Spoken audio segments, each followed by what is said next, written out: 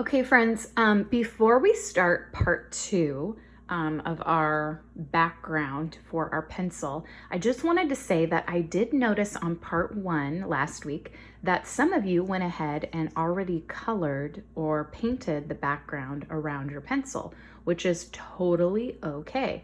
So if you did that and you filled in the space already, what you can do is when you see the art trick and the watercolor that I'm going to be showing you in today's video, you can just try that out on a new piece of paper, experimenting with the salt and the water, and you can post that onto Seesaw. You could do some pretty cool watercolor mixing and letting the salt rest on that. So if you already did this pencil and you filled up the whole thing, just do what I'm going to show you on a different piece of paper, okay? All right, let's get started. Okay, artists, so as you can see, our cartoon pencil is all colored in, thick and thirsty, and I had to add some pink cheeks because she was just so cute. So friends, now we are ready to fill in the background with our watercolor trick. So I have my paint set here and my paintbrush and my water and towel ready to go. Now friends, one thing I want to say is that this marker that Miss Einerson used to draw the outline and to fill in for our pencil here, this is a washable marker, which means the instant that water hits it, you kind of see it happen right here. My black paint or ink from my marker is starting to run. So I realize that some of you don't have a permanent marker and maybe did this in washable marker. So I would just be really careful with this water. And I'm kind of in the same boat as you guys, that as I get close to those black lines, I'm gonna be so careful with my water, because the more the water gets on this black ink of the marker, the more it's going to spread into our colors. So that's why I suggested either a Sharpie or any kind of marker, but this is still very doable if you did it in washable marker. So we just have to be extra careful. So friends, what we're gonna do is we are going to wake up 3 colors on our palette here. I'm not going to use black, I'm not going to use brown, I'm just going to stick with our colorful colors up here of the rainbow. So the only suggestion that I have, friends, is pick 3 colors that are next to each other. So that could be green, blue, and purple, red, orange, yellow. It could even be yellow, green, and blue, any 3 that are in a row.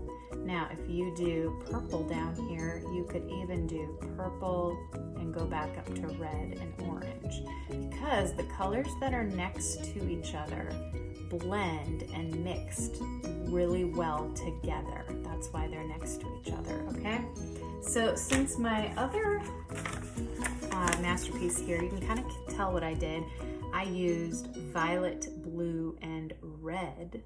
So this one, I think I'm going to go for my warm colors here. We call them warm because they remind us of warm things like fire and sun, yellow, orange, and red. So what I'm going to do first is I am going to wake them up with a little bit of water in each one. And friends, with watercolor paint, you want to, of course, wake them up with water, but if they're a little watery on your paper, it's because you have too much water. So it's all about balance. So what I'm going to do is I am going to first put on my colors here. Now I know it's going to be a little bit tricky when we get close to those black lines. So I'm not quite going to those lines. I'm kind of leaving a little bit of an outline, and I'm not quite touching the black lines, friends. That might be our best bet to not have the black get into our color so much.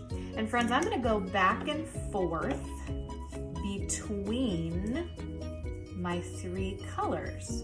So if they touch each other, that's actually okay because we chose 3 that get along and they will blend in together well. So once I get close to those black lines, I'm kind of slowing down. And if I touch them a little bit, that's okay. We just don't want to put a lot of water on there. That's the trick. Okay, and even if I have some loop-de-loo lines here, I'm going in and getting that watercolor in those spaces. Now friends, if you did not use a washable marker for your black and you used a Sharpie or something like that, you do not have to worry about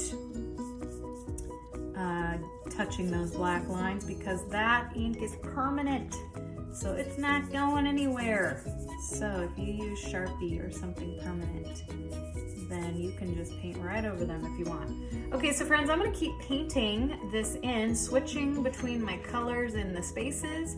If my colors are looking watery, then the trick is go into the paint more, not the water. The more water you have, it's kind of tricky, friends, because with watercolor you have to have some water for them to work. But if you use too much water, it just makes a big old soggy mess. So if your paints, if you want them to be even brighter, then I would say go into the paint more than the water. Okay friends, I'm gonna finish up here and then I'm gonna show you our last little magic trick.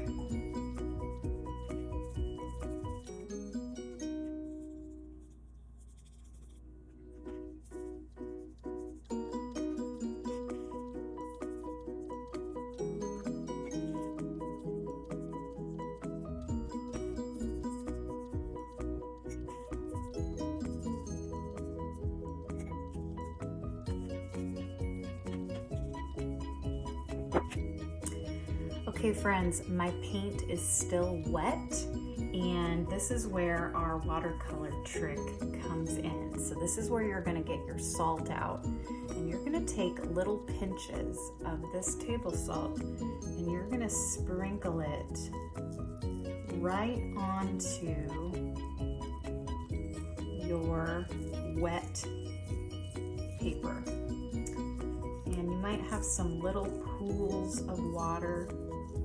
So you're just gonna kind of sprinkle it all over. You can, if you get some on the pencil, that's totally okay. But what's gonna happen here is a cool trick where this salt is going to suck up this wetness on our masterpiece. And it's going to kind of leave a cool effect on our background here. So just go ahead, sprinkle it on. You don't need a ton, friends. I'm just kind of sprinkling it lightly all over. And then we need to let this dry, and then I'll show you what to do after it is all dry. All right, artists, so I have let that salt and paint dry completely. I actually let it dry overnight, and I am ready to brush off this salt, which I actually have already started doing onto the side of my table here. So what ends up happening, friends, is especially where there was a little bit more water, that salt, after it dries, likes to stick on there pretty good. So what I do to get the salt off is I take my other hand and make sure that I hold the paper steady, and then I take my finger, or maybe a couple fingers, and I just kind of go back and forth. And some of the salt will come off pretty easily, and I just brush it to the side. But some spots might just take a little bit more rubbing to get that salt off. But after you get that salt all the way off, you can kind of see the texture that the salt leaves behind on the watercolor. And it's almost like it gives it a little bit of a textury feel that you don't get without the salt. So it almost sometimes makes it look a little bit like coral on the watercolor. So I just love what happens when you try this trick. So friends, I am so excited to see your pencil line masterpieces, and I hope you have a lot of fun with this.